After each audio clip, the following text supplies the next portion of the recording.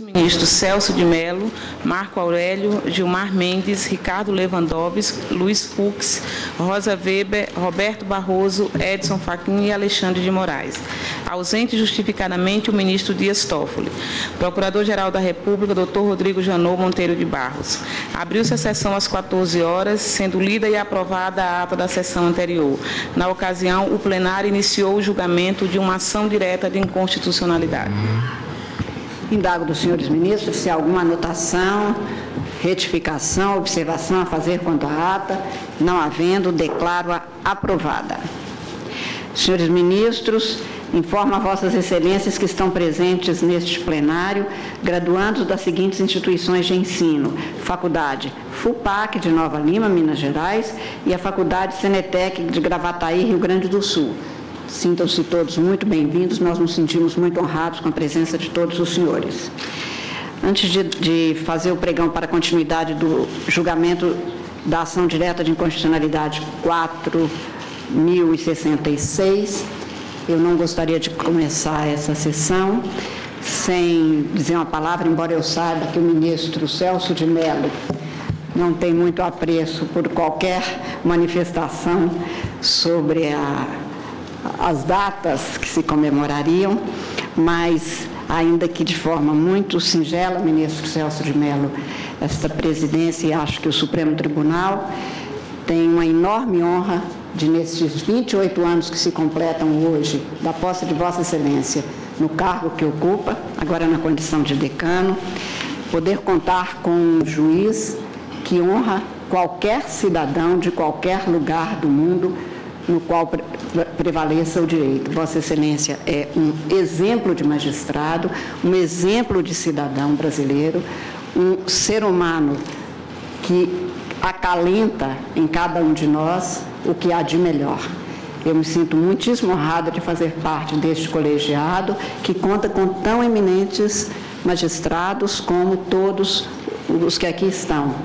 E na condição de, mais do que colega, acho que posso dizer de amiga de Vossa Excelência, eu me sinto muitíssimo honrada de estar aqui por ter uma pessoa como Vossa Excelência. E tenho certeza que o Brasil dorme mais tranquilo por ter, entre os juízes brasileiros e no Supremo Tribunal, um decano da envergadura moral, intelectual e com a gentileza e com, principalmente, com a seriedade com que leva um cargo que tem a responsabilidade que um juiz tem.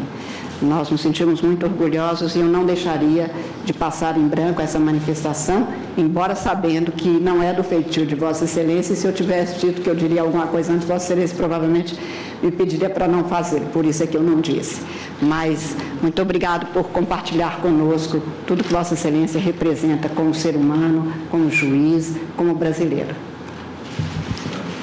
Por favor. O Ministério Público Brasileiro se sente honrado em aderir a essa homenagem, lembrando as origens do ministro Celso de Mello, do Ministério Público do Estado de São Paulo. Portanto, aderimos integralmente a essa merecidíssima homenagem. Presidente, ministro, me pede a palavra a advogada-geral da União. Só associar a Advocacia-Geral da União, não é? Os advogados públicos, mas tenho certeza também, e peço licença aos advogados privados, não é? Para igualmente nos associar às palavras aqui. Dizer, ministro Celso de Mello, que Vossa Excelência é uma referência para todos nós, não é? Uma honra para o Estado brasileiro, para a sociedade, para o cidadão, tê-lo conosco, não é? Alguns anos atrás eu fiz o registro de que os votos de Vossa Excelência são lições para nós, não é? E esses registros, eles são sinceros e retratam diretamente o pensamento, não somente de nós todos operadores, ou que de alguma forma temos o contato direto com o direito, mas também com o cidadão brasileiro. É uma honra para todos nós. Presidente, eu quero, antes de mais nada, agradecer as palavras sempre tão gentis, tão generosas de Vossa Excelência, tanto quanto agradecer as manifestações do eminente Procurador-Geral da República e da eminente senhora Ministra e Advogada-Geral da União. Tem sido para mim uma enorme honra, um grande privilégio compor o Supremo Tribunal Federal e partilhar o exercício da jurisdição, ao lado de tão eminentes colegas, de tão ilustres mestres do direito, com quem eu tenho diuturnamente aprendido. Essa trajetória tem sido realmente longa, porque estende-se basicamente pelo período de uma geração, e ela me tem sido extremamente enriquecedora. A cada dia, com os eminentes juízes que compõem o Supremo Tribunal Federal, com os eminentes representantes do Ministério Público, da Advocacia Geral da União, das procuradorias e dos advogados, eu tenho, na verdade, me enriquecido profissional e culturalmente. E não posso deixar de destacar também a excelência do quadro administrativo desta Suprema Corte e particularmente os ilustres servidores que tanto me auxiliam no desempenho da atividade jurisdicional. Quando os fundadores da República instituíram esta Corte Suprema, nela depositaram graves responsabilidades, enormes encargos. Rui vislumbrou no Supremo Tribunal Federal o grande tribunal da Federação. E realmente é neste espaço, eu diria, neste verdadeiro solo sagrado, nele florescem as liberdades, triunfa a Constituição. Nós temos obrigações que são irrenunciáveis perante a República. Levi Carneiro, que foi o primeiro presidente do Conselho Federal da Ordem dos Advogados do Brasil, costumava qualificar o Supremo Tribunal Federal como a joia das instituições republicanas. E é exatamente esta a visão que tenho desta Corte. O Supremo Tribunal Federal é muito maior, é muito mais importante do que todos e cada um dos seus juízes. Por isso mesmo, é alta a nossa responsabilidade no desempenho das nossas funções.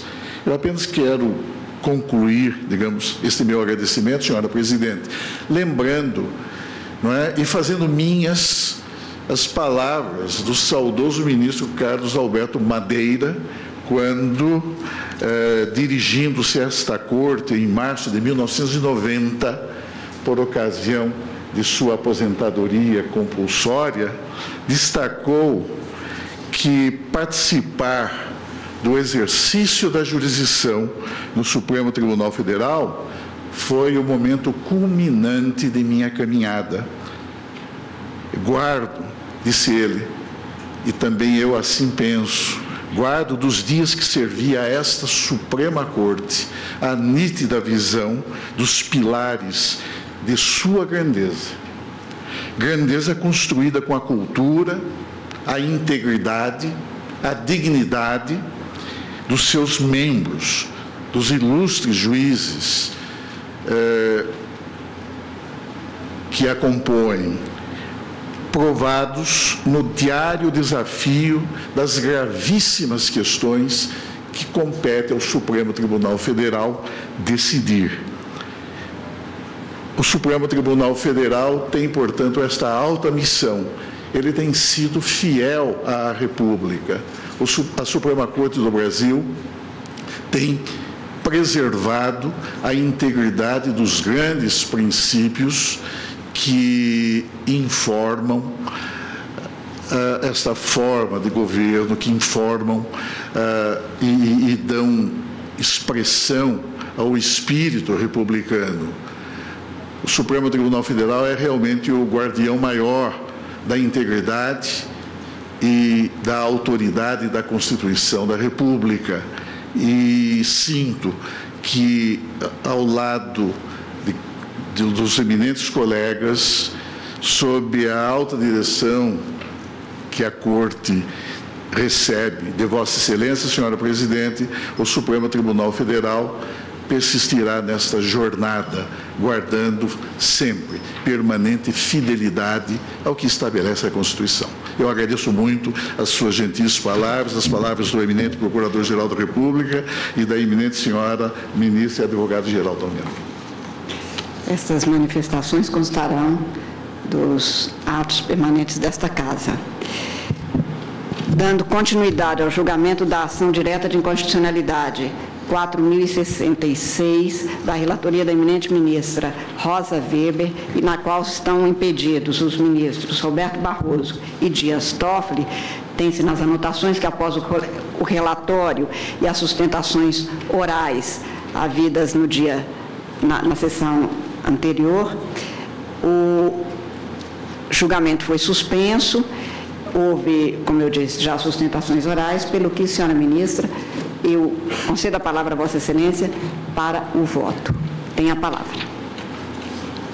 Senhora Presidente, muito obrigada. Eu cumprimento a todos e o meu cumprimento muito especial ao nosso eminente decano pela data e com o registro de que o ministro Celso de Mello é o meu paradigma inatingível no exercício da jurisdição constitucional.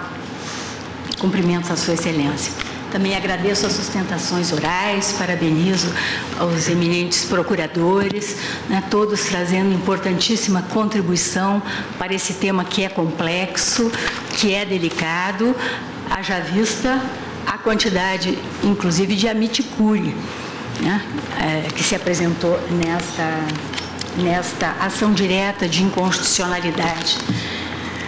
Eu brevemente relembro, senhora Presidente, que impugna-se nessa ADI o artigo 2º caput e parágrafo único da Lei 9055 de 95, que disciplina a extração, industrialização, utilização, comercialização e transporte do asbesto amianto e dos produtos que o contenham, bem como das fibras naturais e artificiais de qualquer origem utilizadas para o mesmo fim. Relembro que as autoras, no caso a Associação Nacional dos Procuradores do Trabalho e a Associação Nacional dos Magistrados da Justiça do Trabalho, fundamentam o pedido na ofensa aos artigos 1º, incisos 3 e 4, 170 caput e inciso 6, 196 e 225 da Constituição Federal, no que permite a exploração comercial do amianto crisotila, cuja lesividade à saúde humana, mesmo em parâmetros controlados, dizem notoriamente constatada por estudos científicos. Sustentam que não há nível seguro de exposição ao amianto, assim como que todas as fibras de amianto são cancerígenas, qualquer que seja o seu tipo ou origem geológica. A questão, senhores ministros, primeira que se coloca no exame desse processo, diz com a legitimidade ad causam ativa. Houve uma arguição no sentido da sua ausência, consideradas as autoras da ação. Eu me manifesto no sentido da rejeição desta preliminar, destacando que, como todos sabemos, a Lei 9.868, de 99, que disciplina o processo e o julgamento da ação direta de inconstitucionalidade, ela reproduz, no seu artigo 2º, inciso 9, o artigo 103, inciso 9 da Constituição Federal, pelo qual, assegurada às confederações sindicais e às entidades de classe de âmbito nacional, legitimidade ativa para impugnar, mediante ação direta a constitucionalidade de dispositivos de lei ou de ato normativo. Reputo inegável a representatividade nacional das associações requerentes e o faço na esteira da jurisprudência desta Corte. No caso da Anamatra, inclusive, teve ela já reconhecida sua legitimidade ativa ad causam em sede de controle concentrado, enquanto, abro aspas, entidade formada pela direta congregação em âmbito nacional da classe dos magistrados integrantes da Justiça do Trabalho. Fecho aspas, afirmação contida na ADI 2885, Tribunal Pleno, relatora ministra Ellen Grace, julgamento em 23 de fevereiro de 2007. E registro que a ANPT congrega da mesma forma os membros do Ministério Público do Trabalho. Há, contudo, que examinar, e este é o ponto delicado, em atenção à jurisprudência sedimentada desta Casa, a presença da chamada pertinência temática. Eu aqui, no meu voto, transcrevo, excerto da ADI 1096, relatoria do ministro Celso de Mello, julgamento em 16 de março de 95, Tribunal Pleno, sobre o tema, quando se diz: a jurisprudência do Supremo Tribunal Federal erigiu o vínculo de pertinência temática à condição objetiva de requisito qualificador da própria legitimidade ativa ad causam do autor, somente naquelas hipóteses de ação direta ajuizada por confederações sindicais, por entidades de classe de âmbito nacional, por mesas das Assembleias Legislativas Estaduais ou da Câmara Legislativa do Distrito Federal e, finalmente, por governadores dos Estados-membros e do Distrito Federal precedentes. Eu anoto a propósito, com a devida vênia, que não extraio da letra do artigo 103 da Constituição da República a distinção construída por essa Corte entre legitimados universais e legitimados especiais, no tocante às ações de controle concentrado de constitucionalidade que menciona. Na minha leitura, renovando o meu pedido de vênia, o preceito constitucional, no inciso 9, em exame, tão só afirma que entidade de classe de âmbito nacional pode propor ação direta de inconstitucionalidade. Alinho-me à doutrina que vê inconstitucionalidade na limitação consagrada, mas privilegio e acato, com todo respeito, e compreendo as razões, o entendimento sedimentado por essa Suprema Corte. E faço esta ressalva exclusivamente para enfatizar que nessa linha de compreensão não vejo como interpretar restritivamente o que em si mesmo, requisito da pertinência temática, já é uma restrição que não decorre, data vênia, do texto expresso da Constituição. E por isso, como já me manifestei em processos outros, tal requisito da pertinência temática deve ser examinado, na minha visão, com largueza, em atenção aos fins do controle concentrado. Eu me reporto ao meu voto na DPF 97, julgada em agosto de 2014. Prossigo dizendo, senhores ministros, que definida a pertinência temática no dizer sempre preciso do eminente ministro decano Celso de Mello, como relação de congruência que necessariamente deve existir entre os objetivos estatutários ou as finalidades institucionais da entidade autora e o conteúdo material da norma questionada, em sede de controle concentrado, e aqui eu estou me referindo à ADI 1157, julgamento por este plenário da medida cautelar em 17 de novembro de 2006, eu tenho este requisito da pertinência temática como atendido na espécie. Ainda que, ao julgamento da ADI 4400, relativa à execução contra a Fazenda Pública, que foi extinta por este plenário sem resolução do mérito, justamente por ilegitimidade ativa ad causam da ANAMATRA, redator para o acordo do eminente ministro Marco Aurélio, julgamento em março de 2013, ainda repito que, neste julgamento, tenha eu ficado vencida no ponto, na honrosa companhia do relator, ministro Aires Brito, e dos ministros Gilmar Mendes, Dias Toffoli e Luiz Fux, eu percebo evolução da jurisprudência no sentido de superar a visão redutora que legitima as associações de classe exclusivamente quanto à defesa de interesses corporativos. E o faço afirmando na espécie a correlação entre a norma impugnada, o artigo 2º da Lei 90/95, e as finalidades institucionais das associações autoras na esteira do julgamento da ADI 5458, sob a relatoria do ministro Luiz Fux, julgamento deste Tribunal Pleno em 30 de maio de 2016, ADI essa pertinente à limitação do orçamento da Justiça do Trabalho.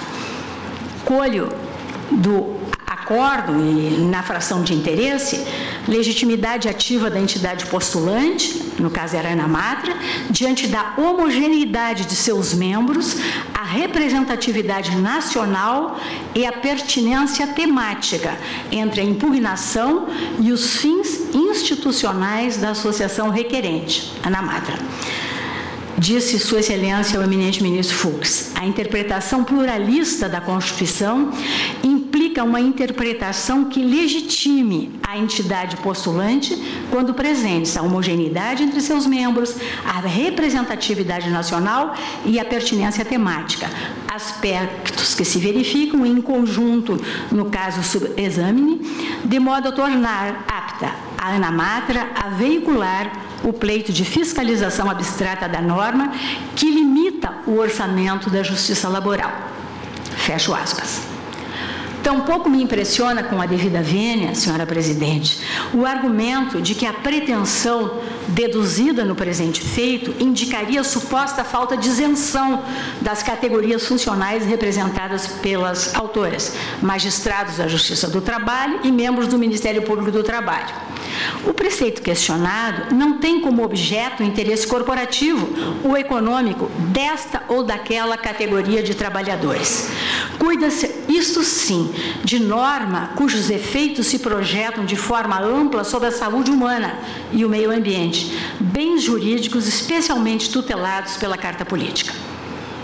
Embora aí não se esgote, a discussão central relativa à exploração do amianto diz com a alegada existência de consenso médico-científico quanto ao efeito prejudicial à saúde dos trabalhadores da indústria e da mineração, envolvendo, portanto, questão, repito, de saúde, higiene e segurança do trabalho, matéria íncita ao campo de atuação institucional, tanto da magistratura do trabalho, quanto dos membros do Ministério Público do Trabalho, a evidenciar, na minha visão, a congruência da postulação deduzida com os objetivos estatutários das entidades autoras, tal como realçados na peça inicial. Nessa ordem de ideias, não se revela apenas legítimo, mas assume a expressão de verdadeiro imperativo ético o compromisso daqueles que têm como dever funcional a aplicação da lei e a fiscalização do seu cumprimento com a constitucionalidade do direito que lhes cabe diuturnamente observar e fazer observar, aqui manifestada por entidades que os representam. Nessa linha, senhora presidente, rejeito a preliminar, reconhecendo a legitimidade das autoras para o exame da presente ação. Acho que seria conveniente, talvez, ministra, destacar a preliminar. É a minha, neste caso, colheria... É o meu pensamento, até porque já Exatamente. O plenário compreendeu de forma diversa em outras oportunidades. Não. Então, quanto à preliminar de legitimidade ativa, que foi legitimidade ativa de causa, colho os votos dos senhores ministros. Boa tarde, presidente. Ministra Rosa, ministro, eu inicialmente também quero me somar aos demais, parabenizando o ministro Celso de Mello, dizendo pessoalmente da minha grande honra de poder compartilhar os ensinamentos de Vossa Excelência, compartilhar a bancada com Vossa Excelência nesse momento, nesse importante momento onde completa 28 anos o Supremo Tribunal Federal, depois de uma destacada atuação também do nosso Ministério Público do Estado de São Paulo. São quase três décadas de construção inegável. Um dos maiores artífices, Vossa Excelência, na construção da nossa jurisdição constitucional.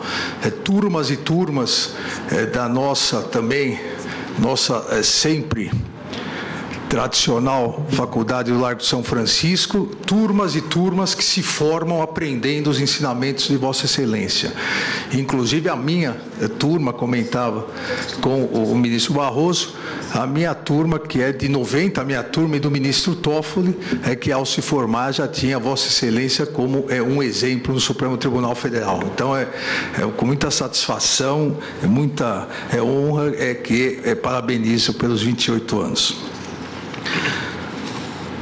Presidente, a questão aqui da pertinência temática e, consequentemente, da legitimidade é importantíssima, como destacado pela ministra Rosa Weber, porque houve uma alteração na Constituição de 88, o nosso controle concentrado de constitucionalidade, que surgiu com a emenda 16 em 1965, dava somente ao Procurador-Geral da República a possibilidade de ingresso da então chamada representação de inconstitucionalidade. E durante esse período, 65 até a Constituição de 88, isso foi muito criticado por dois aspectos. Primeiro, pela exclusividade, e segundo, porque até 88 não havia ao Procurador-Geral da República as mesmas garantias de independência, de autonomia em relação ao Poder Executivo.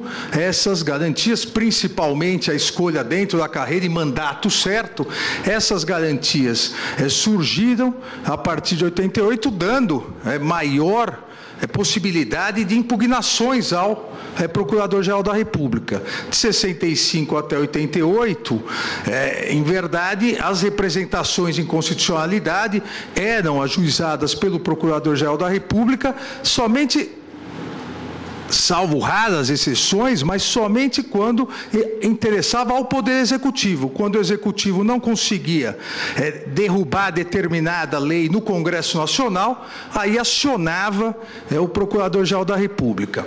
A Constituinte muito discutiu essa questão e resolveu pelas duas maneiras possíveis, dando as garantias necessárias ao Procurador-Geral da República para que ingressasse, como vem ingressando, com as ações diretas em constitucionalidade, e ampliando a legitimidade. A Constituição brasileira, ela tem a maior legitimação para a propositura de ações diretas em constitucionalidade e do direito comparado. E essa questão da legitimidade é uma questão, desde o início do controle concentrado, muito discutida, e relembro aqui um debate histórico entre Hans Kelsen e Carl Schmitt, que tratavam da questão da criação efetiva da jurisdição constitucional concentrada, seja sob o ponto de vista daquele que iria julgar, Hans Kelsen defendendo um tribunal constitucional, Carl Schmitt defendendo a autoridade do Kaiser para decidir isso, seja do ponto de vista da legitimidade.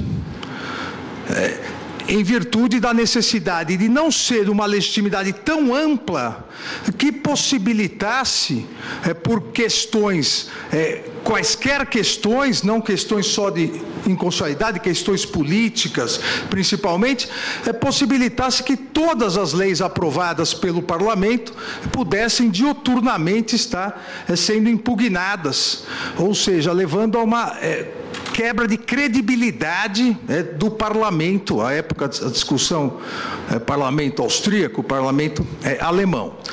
E tanto que a legitimidade na Áustria, a legitimidade na Alemanha, são legitimidades mais modestas que a legitimidade brasileira. Isso depois foi seguido no Conselho Constitucional francês com a mesma discussão em 1958 da legitimidade, para que houvesse representatividade em relação àqueles que pudessem ingressar com ação direta.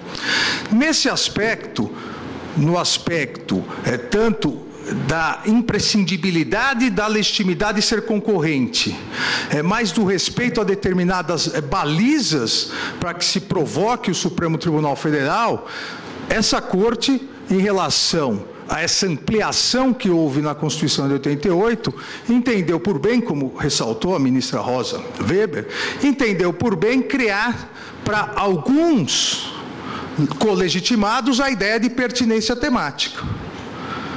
Uma ideia não criada simplesmente da necessidade de se reduzir, mas uma ideia retirada doutrinariamente das raízes da criação da justiça constitucional. Poucos podem levar ao Supremo Tribunal Federal ou ao Tribunal Constitucional essa arguição. Poucos, e esses poucos com uma representatividade importante, podem levar a um tribunal que de forma concentrada pode retirar a lei ou ato normativo, podem levar à quebra do princípio da presunção de constitucionalidade.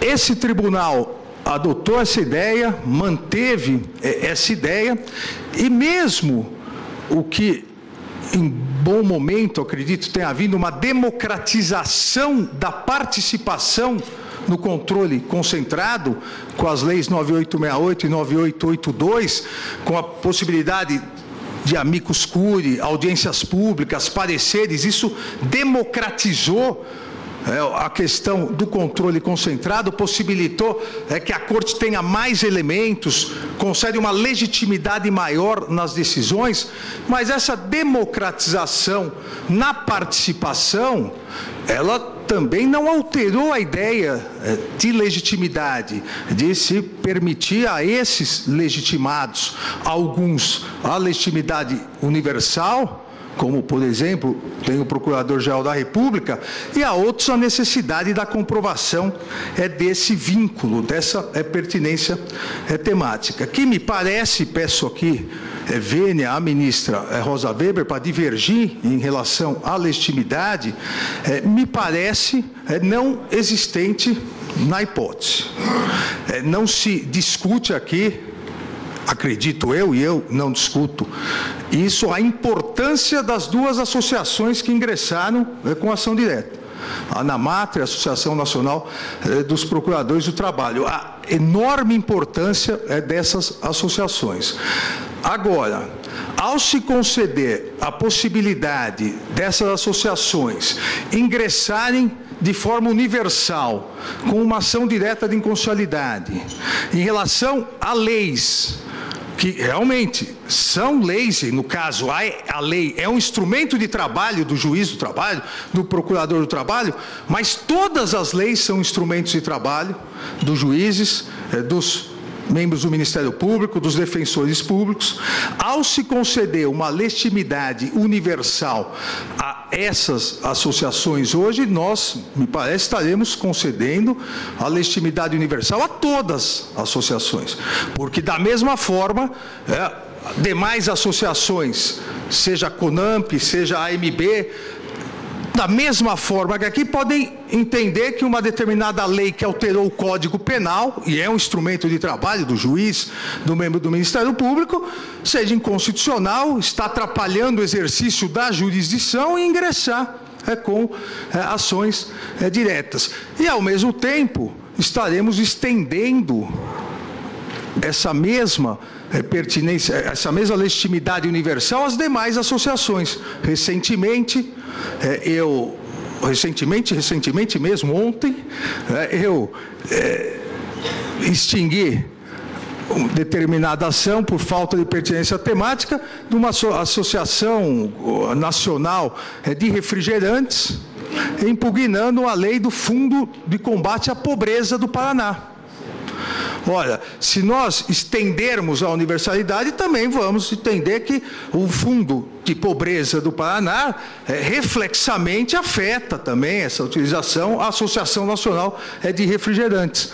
Me parece que não é a ideia, até porque as associações de classe, todas elas, e no caso específico, a ANAMATRA, a Associação Nacional dos Procuradores do Trabalho, elas têm um mecanismo de participação, elas têm a possibilidade, nas leis gerais, como as demais associações, de representar ao Procurador-Geral da República para essa análise. Instaurada a ação, elas têm a possibilidade de participar, como todas as associações, como a Missicuri, e nas causas, e aí sim, onde haja esse nexo com a própria razão de existência da associação, elas têm a legitimidade.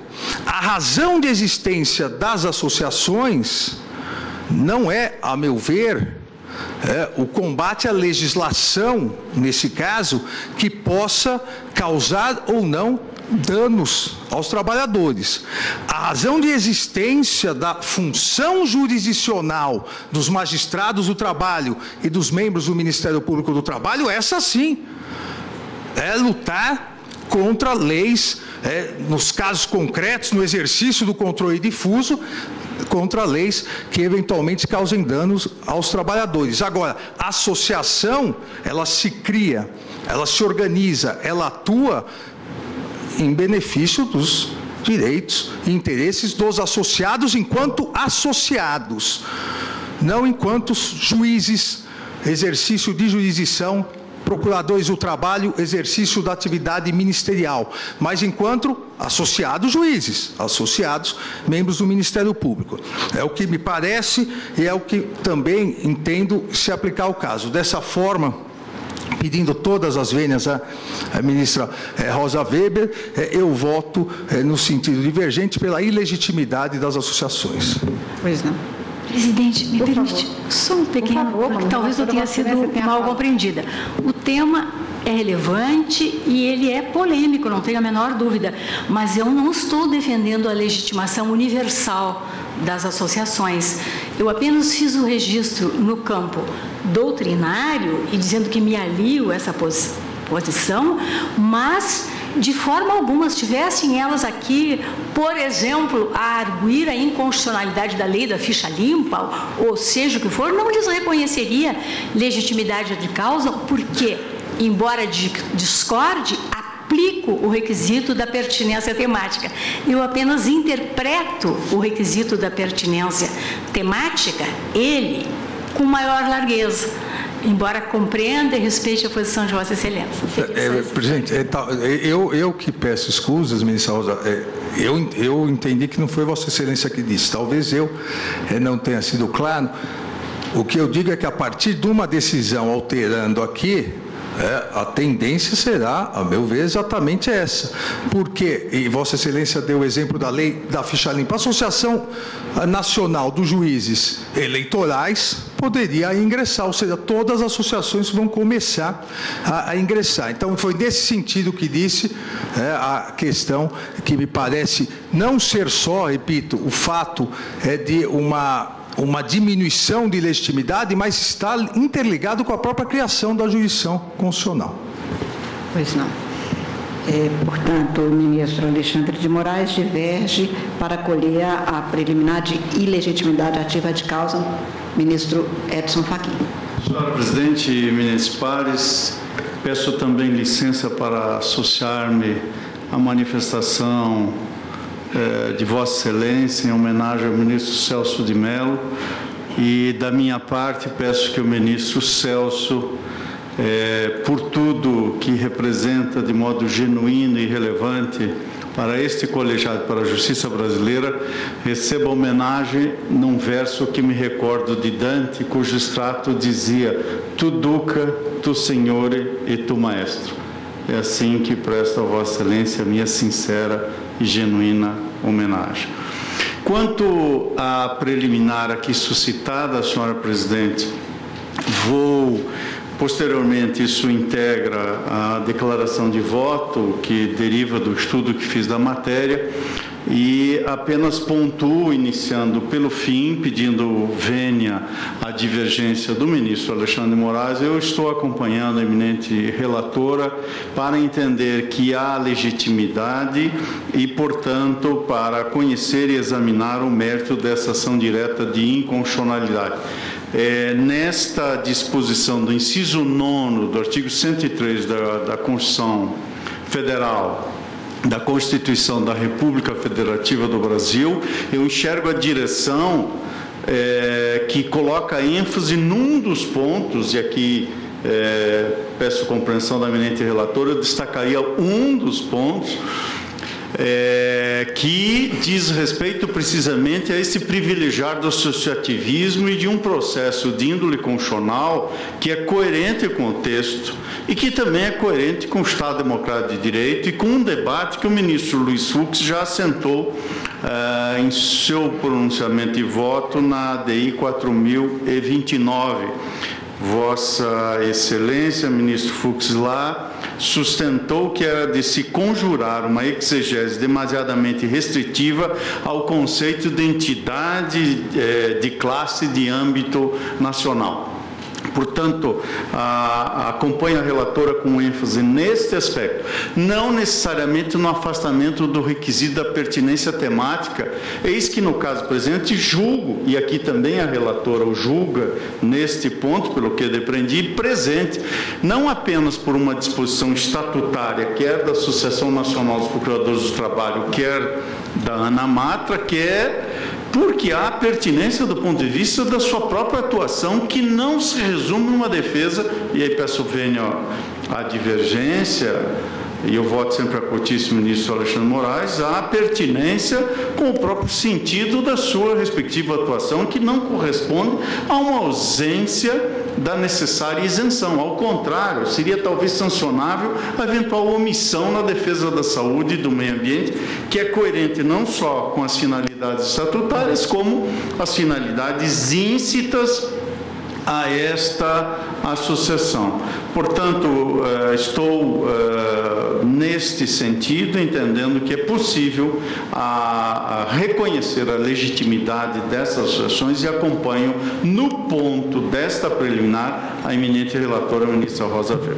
Agradeço a Vossa Excelência. Presidente, embora esteja impedido de votar, não estou impedido de me associar às homenagens ao ministro Celso de Mello, de modo que peço vênia para muito brevemente registrar o prazer, o privilégio e a honra que constituem poder compartilhar desse plenário com Vossa Excelência, cuja presença sempre serena, retilínea e de uma imensa suavidade que, no entanto, não transige com aquilo que não pode ser transigido. Talvez essa seja a principal característica, eu diria, da presença de Vossa Excelência aqui. É a firme suavidade com que defende os seus valores e as suas convicções. Eu tenho um livro sobre controle de constitucionalidade no direito brasileiro e o autor mais citado nesse livro é Vossa Excelência, com a singularidade de que é uma pessoa que, embora produzindo jurisprudência, produz mesmo boa doutrina, o que também é uma característica dos grandes juristas. Uma das frases que eu gosto nessa vida se aplica muito a Vossa Excelência. A gente na vida ensina sendo. E acho que Vossa Excelência é a expressão típica dessa proposição. De modo que eu o saúdo também nesses 28 anos com muito prazer e felicitando a mim mesmo e aos demais pelo privilégio de tê-lo aqui. Ministro Luiz Fux. Senhora Presidente, até por um dever de ofício espiritual e emocional, também me sinto no dever de saudar o nosso decano, que não é só decano aqui de público, mas nas horas reservadas à sua privacidade é também um grande conselheiro. Quantas vezes já fui ao gabinete de Sua Excelência para me aconselhar em relação a determinadas posturas judiciais frente aos graves problemas e questões que o Supremo Tribunal Federal enfrenta. E eu agradeço por esses momentos roubados da sua privacidade. Em segundo lugar, eu gostaria de dizer que, como o ministro Celso certa feita se referiu, na Carta de 7 Partidas, exigia-se que os juízes fossem homens sensíveis e saber direito, se possível, o ministro Celso de Mello é um homem sensível, tem a independência que se exige do magistrado e tem esse conhecimento enciclopédico que manifesta em todas as suas votações eruditas. De sorte que, para mim, não só uma honra participar de um colegiado, mas uma sensação de desvanecimento quando, ainda que vencido, sou acompanhado por Vossa Excelência. Presidente, eu vou me eximir de maiores comentários, porque todos os colegas mencionaram a DI 4029, onde capitaneei essa legitimácio da ANAMATRA. E aqui também da tribuna foi exposto que os procuradores do trabalho, eles velam pela saúde do trabalhador. E a Justiça do Trabalho julga questões relativas à saúde do trabalhador. De sorte que a legitimidade, no meu modo de ver, ela é inequívoca. Pedindo vênia ao ministro Alexandre de Moraes, eu acompanho a relatora. Agradeço a Vossa Excelência, ministro Ricardo Lewandowski. Senhor presidente, eu também quero me associar aos encômios que foram dirigidos ao eminente decano desta casa e quero dar o meu testemunho pessoal que nos 11 anos que aqui milito, muito aprendi com Sua Excelência. Sua Excelência, inegavelmente, tem a vocação do magistério, a vocação do ensino de alto nível e, nesse aspecto, inclusive, observo um aspecto curioso. Sua Excelência cunhou uma expressão que acaba sendo repetida por todos nós. Sua Excelência fala sempre no magistério da doutrina e no magistério da jurisprudência. E realmente este é um termo muito apropriado, porque se aplica essencialmente ao nosso decano. Ele que é o verdadeiro professor que nos lega lições inesquecíveis a partir dos seus brilhantíssimos acórdãos, que certamente não só iluminam as presentes, como também as futuras gerações. Portanto, eu me associo com muita satisfação e digo até que tenho muito orgulho, é um privilégio de ter participado desta sessão em que se homenageia o nosso decano, o ministro Celso de Mello. Com relação à legitimidade ad causam destas duas associações, quer dizer que me alinho integralmente ao que pontuou a nossa eminente relatora. Eu entendo que são duas entidades de classe de âmbito nacional, isso indiscutivelmente. A ANAMATRA já conta com precedentes em que foi reconhecida a sua legitimidade a partir do voto luminoso do ministro Fux. E também, nessa mesma esteira, temos que reconhecer a legitimidade da Associação Nacional dos Magistrados do Trabalho. Não fosse apenas a abrangência de sua atuação, existe sim também, no caso, a meu ver, a pertinência temática, que estão defendendo direitos daqueles que são objeto de sua atividade profissional, de sua atividade cotidiana. Não fosse isso, senhor presidente, queria dizer também que a Constituição ela está assumindo cada vez mais um papel relevante de guia da cidadania brasileira. Praticamente todos os assuntos relevantes estão consignados na Constituição brasileira, relevantes, evidentemente, para os cidadãos, para o povo, e nesses momentos de crise, a Constituição brasileira é o verdadeiro farol que nos guiará ao futuro que todos merecemos. E eu digo isso porque a Constituição é um valor, é um bem tão precioso que convém que nós ampliemos, inclusive na esteira do entendimento que vem sido progressivamente adotado por esta Suprema Corte, que nós ampliemos o rol dos legitimados para defendê-la. Então, este é precisamente o caso.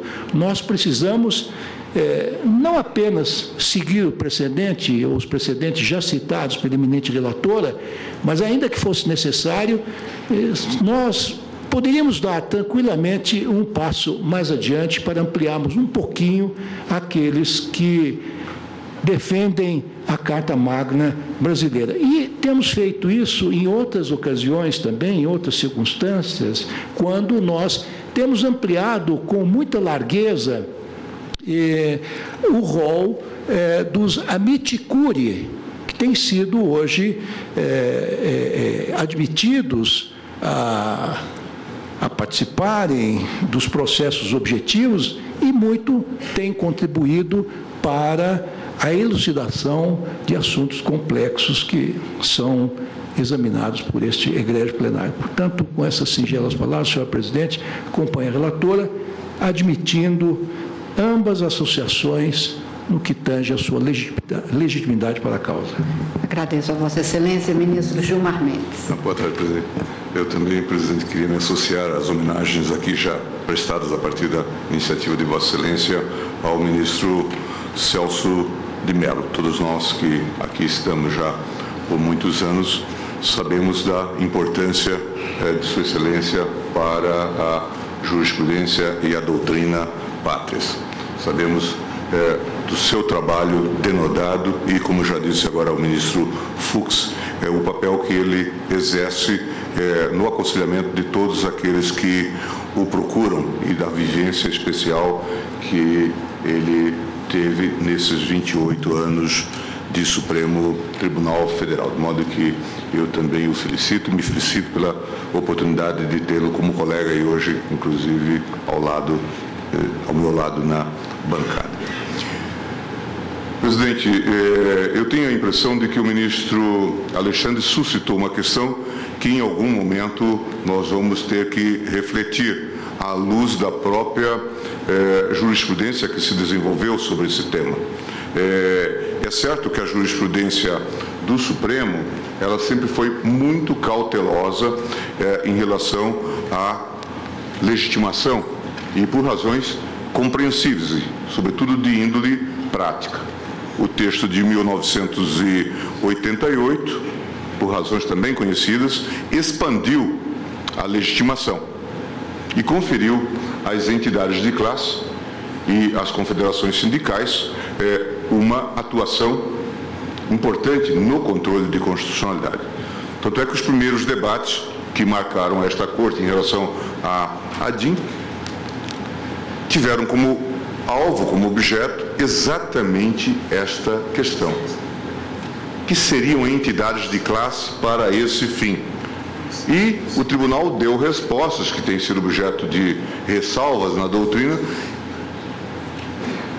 vinculando o seu pensamento à ideia de uma certa unidade temática econômica, ou funcional econômica. Essa era a ideia. Nesse sentido, era preciso que houvesse talvez um congraçamento de entidades, que não seria então a ANAMATRA, mas eventualmente a própria AMB. E claro, também o tribunal colocou aquele outro construto que é o da pertinência temática, que eu na doutrina tenho inclusive criticado porque era um regresso a uma ideia que o Supremo tinha já superado, de certa forma, que era a ideia do interesse jurídico num processo de caráter objetivo. Então, esse é um tema que nós vamos ter que certamente ordenar, porque nos últimos tempos, não só em relação à ANAMATRA, mas temos aí também em relação a outras associações de magistrados, a JUF, acredito que a MAGES, salvo engano, aqui ou acolá surgem restrições, mas temos reconhecido, portanto, que essas entidades possam também fazer legitimação. Tem casos, inclusive, salvo engano, da minha lavra, da minha relatoria, em relação, por exemplo, à JUF. De modo que, a mim me parece que, silenciosamente, nós estamos expandindo aquele conceito inicial da legitimatio ad causam que o tribunal prefixou em várias questões de ordem assentadas. De modo que, por isso, não vejo razão para subscrever às inteiras a preocupação manifestada aqui pelo ministro Alexandre de Moraes, mas é evidente que Sua Excelência traz um tema relevante. De fato, nós temos que talvez redefinir, eu até estou entre aqueles que perfilham a expansão do controle abstrato de normas, e aqueles que entendem que se deve sim fazer a legitimação e que isso é um complemento adequado do nosso sistema difuso. De modo que a mim me parece que esse deve ser o passo. Mas o ministro Alexandre traz um ponto realmente relevante, que é um certo ativismo na questão envolvendo juízes. Esse é um ponto que certamente nós vamos ter que refletir, não é? Certamente, como esta associação está orientando os seus próprios magistrados, os seus próprios associados, e como isso pode influenciar a sua atuação, uma vez que eles também fazem, aqui é o problema do nosso chamado controle de constitucionalidade de feição mista, né, porque também eles exercem o controle de constitucionalidade das leis. Portanto, o tema suscitado por Sua Excelência, ele é muito realmente peculiar, porque não se trata de uma simples associação, mas de uma associação de juízes que tem o poder de influenciar os seus associados a proceder desta ou daquela maneira. De modo que me parece que Sua Excelência trouxe realmente um ponto que é digno de reflexão, só que isso se coloca num guarda-chuva maior, uma vez que acredito que nós já temos atravessado o Rubicão no que diz respeito ao reconhecimento de várias outras entidades, vamos chamar assim, atomizadas, não é? Em relação à provocação para a instauração do processo de controle abstrato. Lembrava da JUF, lembrava de outras entidades, e também, mesmo quando a gente fala numa entidade guarda-chuva como a AMB, nós sabemos que não há obrigatoriedade de se fazer esse acoplamento, né? Então, eu vou pedir vênia à Sua Excelência, embora considere relevante o ponto trazido, para acompanhar o voto da eminente ministra relatora, que reconhece a legitimação e também a pertinência temática. Agradeço a Vossa Excelência, ministro Marco Aurélio. Presidente, o ministro Celso de Mello sabe muito bem da admiração que eu tenho por Sua Excelência. Não vou repetir tudo que já foi veiculado quanto ao perfil detido pelo colega. Subscrevo integralmente as palavras veiculadas por Vossa Excelência. Os meus cumprimentos ao ministro Celso de Mello pelos 28 anos dedicados à jurisdição e dedicados à jurisdição nesse nível, que é o nível do Supremo Tribunal Federal. Presidente, Vossa Excelência, me permite um segundo. Bem, pois não. Também devo dizer que, como ele, Vossa Excelência, com 27 anos completados, fizemos a referência na vez passada, também, né, demonstrando o que é a jurisdição, só que Vossa Excelência com mais um outro período de jurisdição, não aqui, mas no outro tribunal. Ou seja, o Brasil Eu não gosto de relembrar o início, né, na judicatura.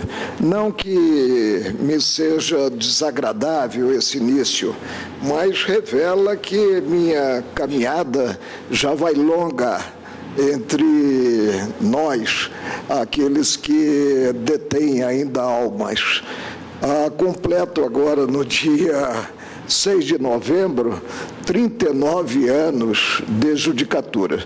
E devo confessar, presidente, não sei de onde vem tanto entusiasmo para atuar servindo aos meus concidadãos. Ainda examino hoje um processo como se fosse o primeiro processo da minha vida de juiz, do meu ofício judicante. Meus cumprimentos ao ministro Celso de Mello pela firmeza, pela proficiência com que atua. Presidente, sou relator, presidente, de uma ação direta de inconstitucionalidade. Da ação direta de inconstitucionalidade 3.937, versando a matéria desta ADIM submetida a douta relatoria da ministra Rosa Weber, inclusive com parte em que se versa a problemática da constitucionalidade ou não da lei federal atacada no processo que está na bancada. Digo, para que busquemos correção de rumos, que liberei, depois de audiência pública, essa ação direta de inconstitucionalidade para a pauta em 24 de outubro de 2012. Estou buscando a data em que teve início o julgamento, mas a continuidade desse mesmo julgamento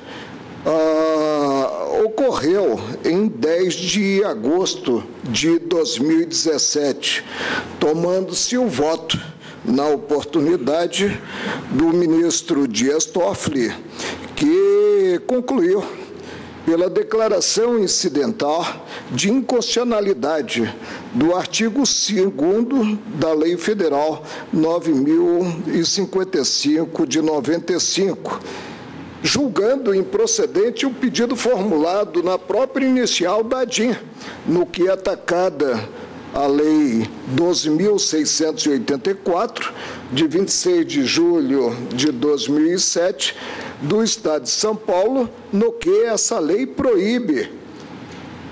No Estado de São Paulo, eu reconheço que é um Estado-país dentro do país, a circulação de produtos, materiais ou artefatos que contenham quaisquer tipos de amianto ou asbesto ou outros minerais que acidentalmente tenham fibras de amianto na sua composição. O julgamento foi suspenso e não tenho na memória por que foi suspenso. Talvez tenha sido. Não, explico. Foi na quarta-feira passada, ministro, e talvez possa rememorar que ficou combinado. É que eu vou virando a página.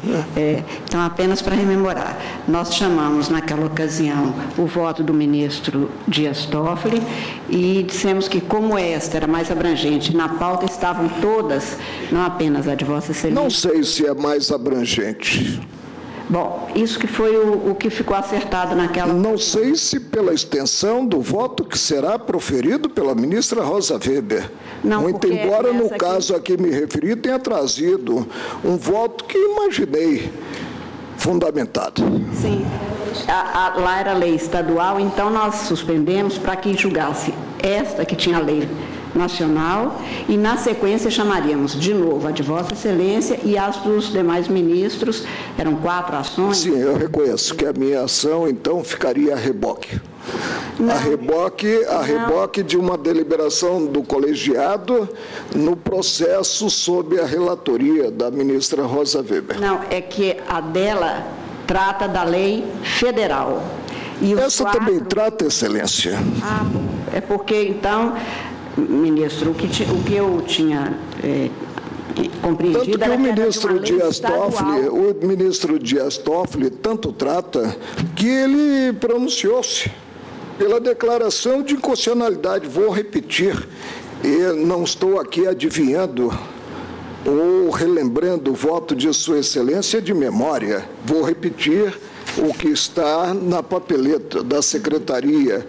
Ele concluiu declarando incidentalmente o que eu não fiz, declarei a constitucionalidade no voto, o voto a que me referi, do artigo 2º, não da lei de São Paulo, atacada na ADIM sob a minha relatoria, mas, incidentalmente, repito, o conflito do artigo 2º da Lei Federal 9.055 de 95 com a Constituição Federal. Sim. O que, naquela ocasião, naquela sessão de quinta-feira passada, nós assentamos é que havia 4 ações... Nós não. O colegiado. Não sei, consta de alguma certidão? Sim, foi o que, naquela ocasião, nós discutimos isso, ministro.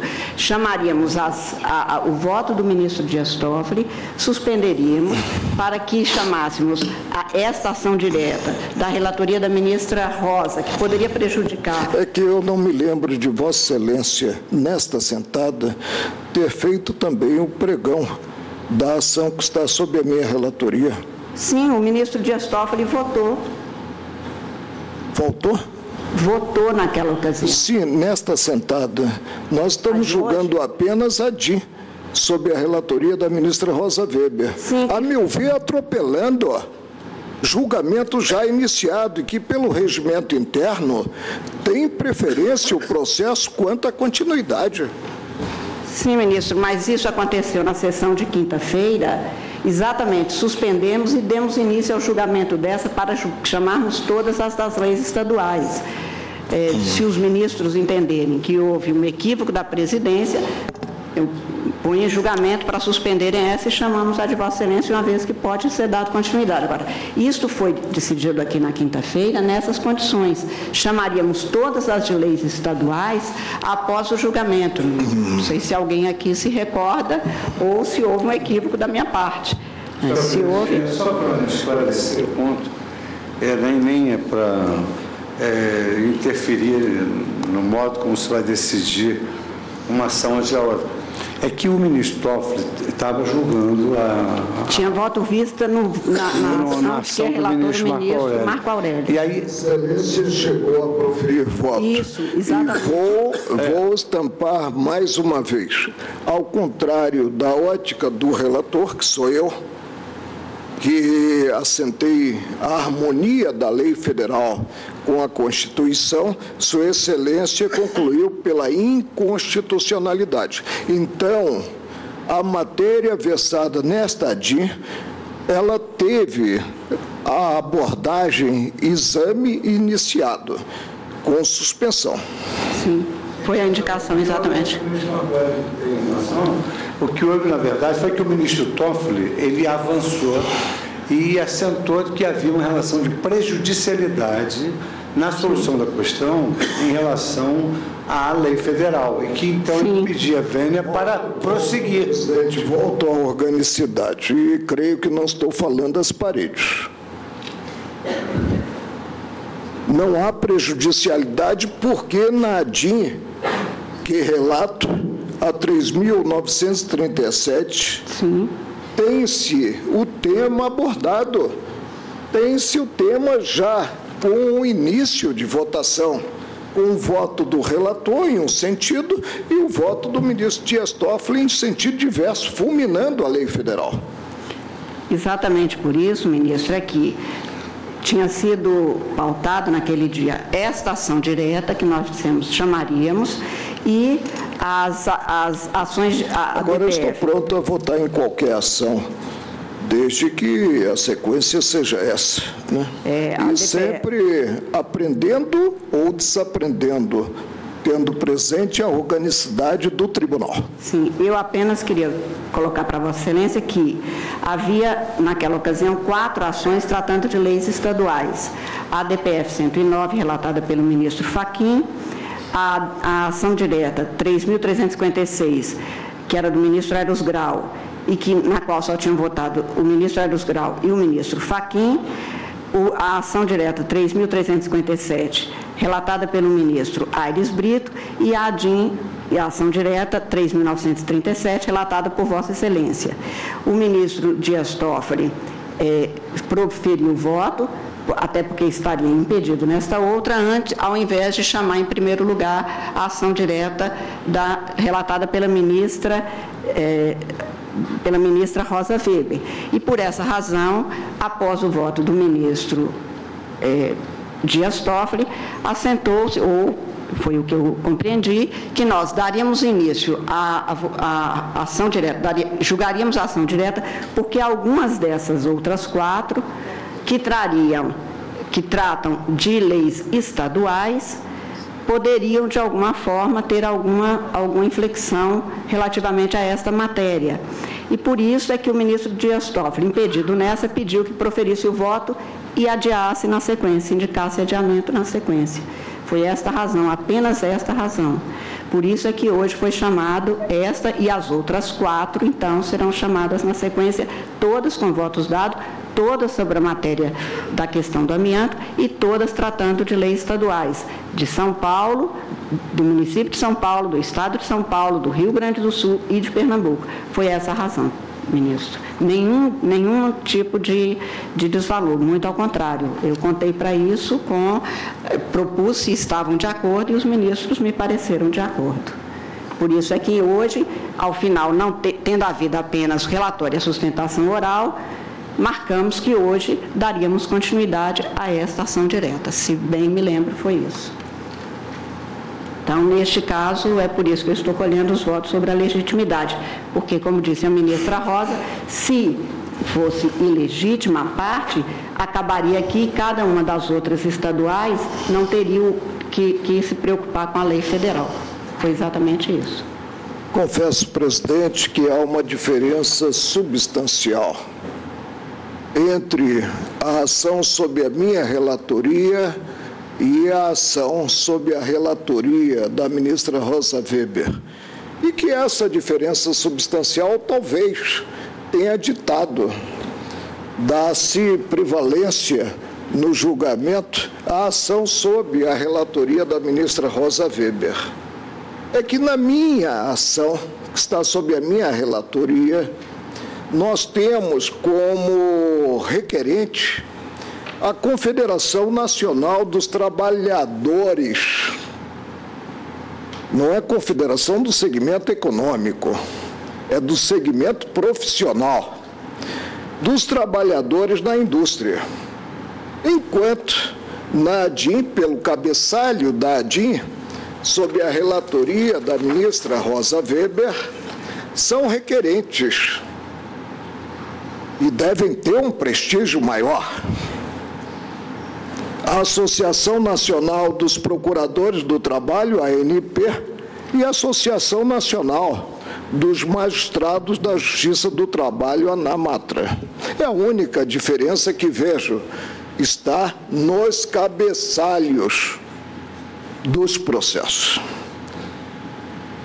Presidente,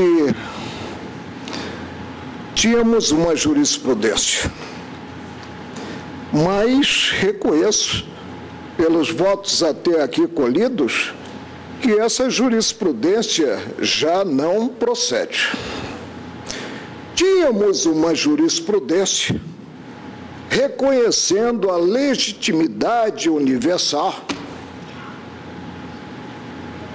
quanto ao presidente da República, quanto aos partidos políticos, e avançamos, porque antes não tínhamos reconhecido, para fazê-lo também relativamente ao Conselho Federal da Ordem dos Advogados do Brasil, tendo em conta o histórico de trabalho em prol da sociedade, não apenas em benefício dos senhores advogados desse mesmo conselho. Vou repetir, e muito me honra ter preenchido a primeira cadeira na magistratura reservada aos senhores advogados, muito embora dissesse à época que integrava o Ministério Público do Trabalho e por isso não poderia, embora advogado no civil,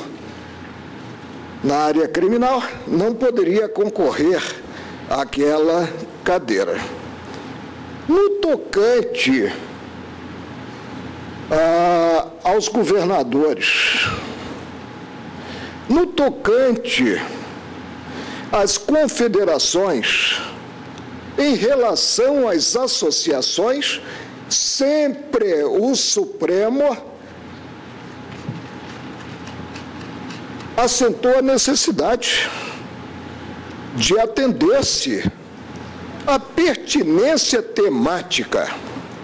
Não me consta, senhora presidente, que procuradores e magistrados do trabalho tenham interesse em impugnar uma lei federal que versa disciplina sobre produto e comercialização de certo produto. Não me consta que procuradores do trabalho e magistrados do trabalho desenvolvam atividade manuseando amianto, como foi dito da tribuna pelo doutor Marcelo Ribeiro. Daí ter cogitado de um prestígio maior dessas associações. Agora, a partir do momento, presidente, que assentemos a legitimidade dessas associações, nós teremos que estender esse entendimento às demais associações, aos demais legitimados referidos no artigo 103 da Constituição Federal, que até aqui não foram tidos como legitimados universais. Se disse que o artigo 103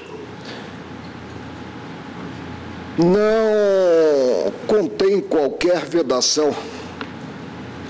Se disse que o artigo 103 versa a legitimidade universal, não só quanto ao presidente da República, não só quanto à mesa do Senado Federal, não só quanto à mesa da Câmara dos Deputados, não só quanto ao Procurador-Geral da República, não só quanto ao Conselho Federal da Ordem dos Advogados do Brasil, mas também quanto à mesa de Assembleia Legislativa ou da Câmara Legislativa do Distrito Federal.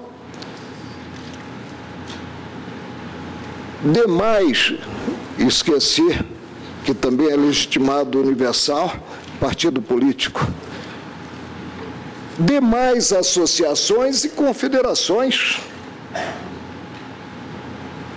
Talvez, presidente, devamos abrir o protocolo ao ajuizamento indeterminado, sem perquirir a legitimação do requerente, sem perquirir a existência de pertinência temática, porque talvez, quem sabe, não tenhamos processos suficientes a julgar no Supremo, não haja sobrecarga que se diz suportada pelos integrantes do Supremo. Para mim, dizer que o 103 não restringe é emprestar-se a esse 103 interpretação que seduz. Interpretação que revela, numa primeira visão, o sentido da norma, a interpretação verbal e gramatical, e não a teleológica, não a integrativa, requeridas quando se manuseia e quando se trabalha com qualquer diploma legal que se dirá no tocante à Constituição Federal. Repito, presidente, se assentarmos nesta sessão, neste processo, a legitimação da Associação Nacional dos Trabalhadores do Trabalho, ANP, a legitimação da Associação Nacional dos Magistrados da Justiça do Trabalho, teremos que fazê-lo quanto a todos os demais legitimados previstos no artigo 103 da Constituição Federal, que até aqui, conforme proclamado pelo próprio Supremo, não contam ou não contaram com a legitimação universal. E, presidente, preocupa-me também, e já foi versado no plenário sem crítica alguma, que se chegue a esse ativismo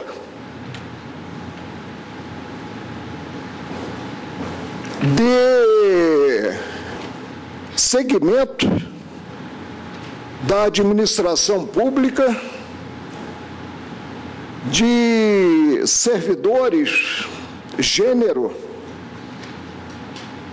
associados a uma certa entidade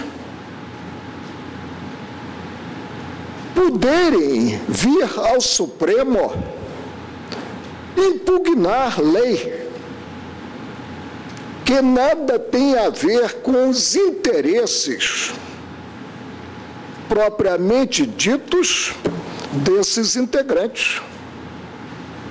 Onde o interesse da associação com uma associação representativa da categoria profissional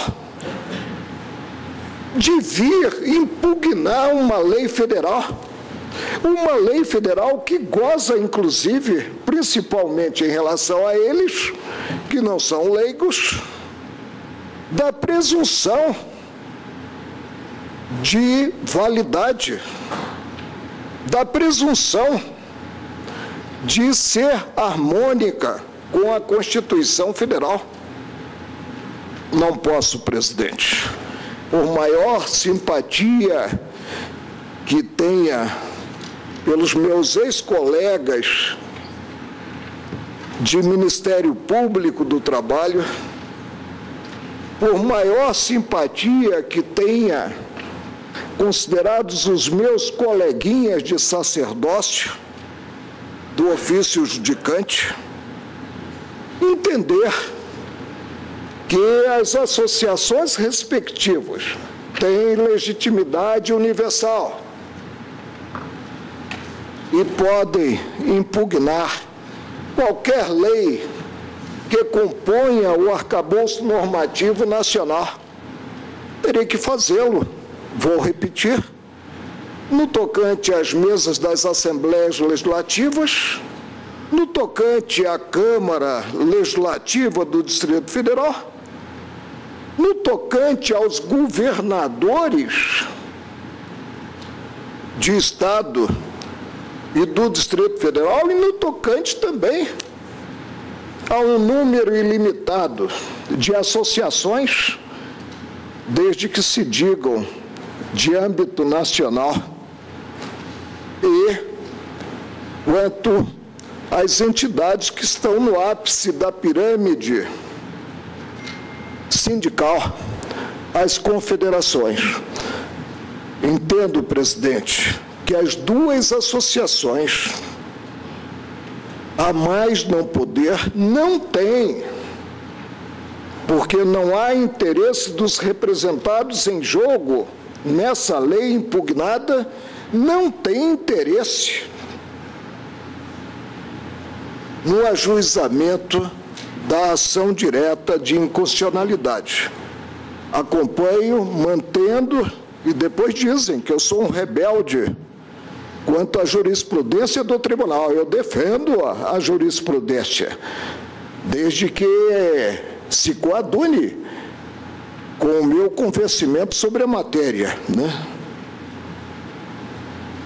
Defendo, presidente, até sob o ângulo da organicidade dos trabalhos do tribunal, defendo a manutenção dessa jurisprudência, que para mim se mostrava pacífica. É como voto acompanhando, portanto, a divergência externada pelo ministro Alexandre Moraes. Agradeço a Vossa Excelência, ministro Celso de Mello. Senhora presidente, eu quero, antes de mais nada, agradecer, extremamente honrado, as palavras dos eminentes colegas, juízes do Supremo Tribunal Federal. Senhora Presidente, sabemos todos que com a superveniência da Constituição de 1988, rompeu-se o monopólio que até então concentrava na pessoa do Procurador-Geral da República a titularidade do poder de agir em sede de controle normativo abstrato.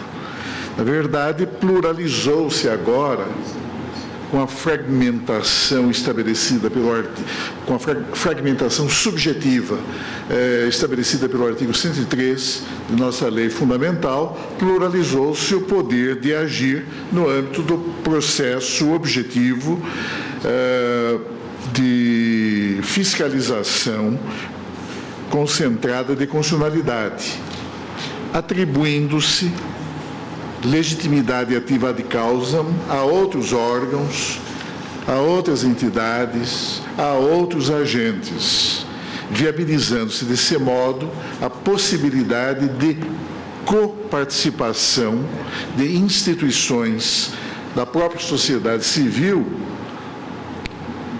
no controle de legitimidade constitucional dos atos estatais. É certo que o Supremo Tribunal Federal, desde os primeiros momentos em que interveio no exame dessa questão, em torno da abertura, da pluralização dos ativamente legitimados para efeito de controle abstrato, é certo que o Supremo Tribunal Federal estabeleceu algumas restrições, notadamente em face das entidades a que alude o inciso 9º do artigo 103 da Constituição, em relação às confederações sindicais, de um lado, e de outro, as entidades de classe de âmbito nacional. E com a evolução da jurisprudência desta Corte, foram se abrandando algumas daquelas restrições, especialmente tratando-se de entidades de classe de âmbito nacional. E é certo também que eminentes juízes do tribunal, como aqui foi mencionado pela eminente ministra relatora,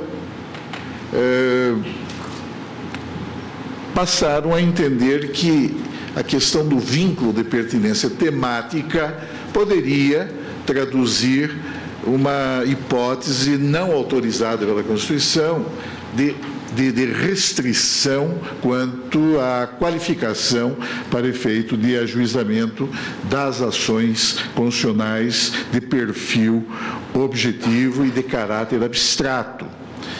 Daí a observação da eminente ministra Rosa Weber, no sentido de que entende inadmissível a limitação consagrada na jurisprudência do Supremo Tribunal Federal, pois não vê como interpretar restritivamente o alcance dos vários incisos em que se desenvolve o artigo 103 de nossa Carta Política. E relembra que já votou vencida nesta Corte, ao lado do eminente ministro Dias Toffoli, do eminente ministro Gilmar Mendes, do eminente ministro Aires Brito e também do eminente ministro Luiz Fux, não é? E relembra, não é, sob esse aspecto, um importante precedente do plenário do Supremo Tribunal, da lavra do eminente ministro Luiz Fux, fundado no julgamento da ADIM 5458 de Goiás. Mas, de qualquer maneira, senhora Presidente, como aqui observou o eminente ministro Gilmar Mendes, não é, essa é uma questão que merecerá realmente, digamos, um exame por parte do tribunal, em ordem a tornar possivelmente mais efetiva esta abertura em torno dos titulares do poder de agir em sede concentrada. Vejo, não é, a importância das objeções formuladas pelo eminente ministro Alexandre de Moraes e agora também pelo eminente ministro Marco Aurélio. No entanto, pedindo vênia às suas excelências, senhora presidente, eu acompanho a eminente ministra relatora por entender que as entidades autoras da presente ação direta possuem qualidade para agir em sede de controle abstrato, uma vez que, em relação a elas, torna-se clara a existência deste vínculo de pertinência temática, considerados, de um lado, os objetivos estatutários que legitimam a atuação de tais entidades e, de outro lado, o próprio conteúdo da norma legal objeto de impugnação nesta sede, uma vez que sustenta-se, para legitimar a pretensão de inconstitucionalidade, sustenta-se a ocorrência de ofensa a princípios e a direitos fundamentais estabelecidos na Constituição, não é?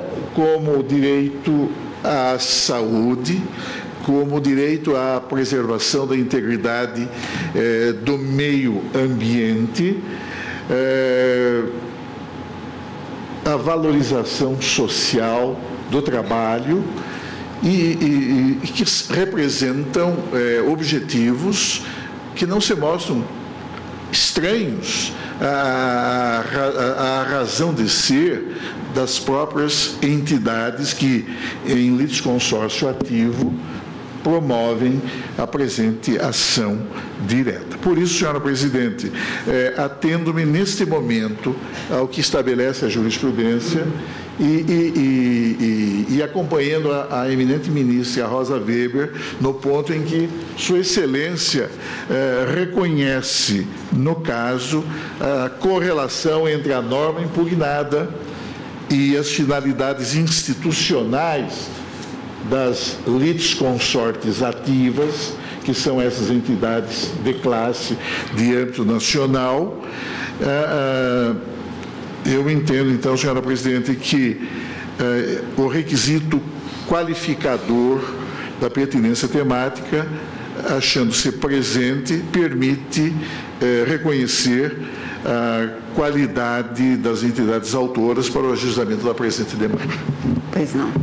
Agradeço a Vossa Excelência, também peço vênia aos ministros Alexandre de Moraes e o ministro Marco Aurélio, que divergiram para assentar a ilegitimidade ativa de causa, apenas fazendo breves observações, no sentido de que algumas vezes já votei inicialmente, quando aqui cheguei, exatamente no sentido que foi lembrado pelo ministro Lewandowski, de que essas entidades, especialmente a Anamatra, chegou a entrar com algumas ações em que havia um entendimento muito mais restritivo, que foi superado. E no caso específico, o que naquela ocasião eu acompanhei, acentuando, quando houve a alteração, que estávamos aceitando essas entidades como representações, olhando pelo lado subjetivo, dos sujeitos que compunham essas entidades.